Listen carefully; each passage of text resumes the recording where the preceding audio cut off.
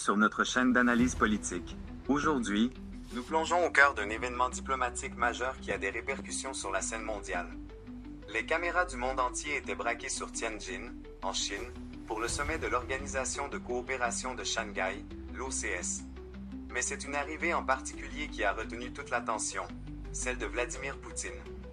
Dans un contexte de tension croissante avec l'Occident, la simple présence de Poutine à ce sommet n'est pas un acte anodin. C'est un message, un signal fort. La Russie, affaiblie par les sanctions et les conflits, se tourne résolument vers l'Est, renforçant ses alliances stratégiques avec des puissances comme la Chine et les pays d'Asie centrale. Que se passe-t-il derrière les portes closes? Qu'est-ce que Poutine cherche à accomplir ici? Est-ce une tentative de former un bloc anti-occidental?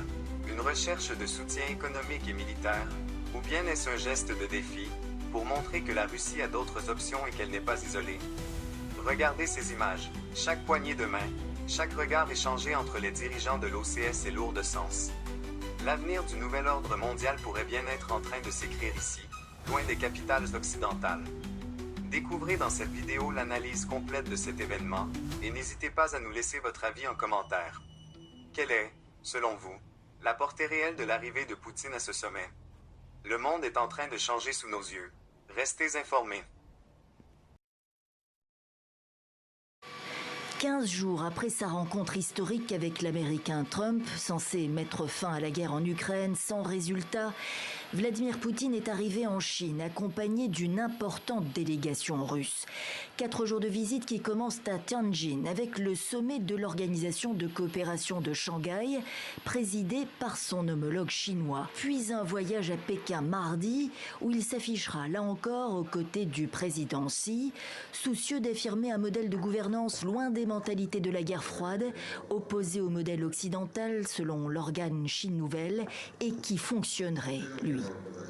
Au moment où le multilatéralisme est attaqué, le soutien de la Chine est un élément extrêmement important à préserver.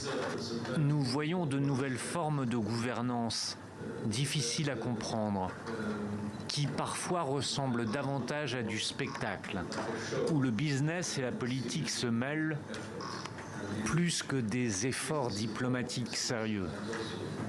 Xi écoute sans déclaration pour les caméras internationales.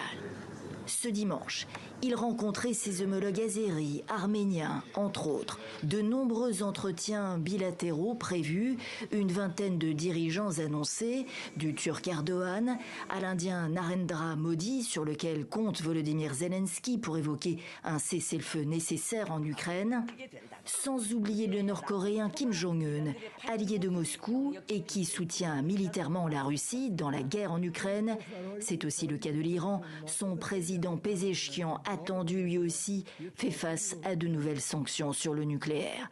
Au sommet de Tianjin, qui représente près de la moitié de la population mondiale et près de 25% du PIB de la planète, Xi appellera à un ordre mondial plus juste tout en minimisant les discordes internes à l'Organisation de coopération de Shanghai.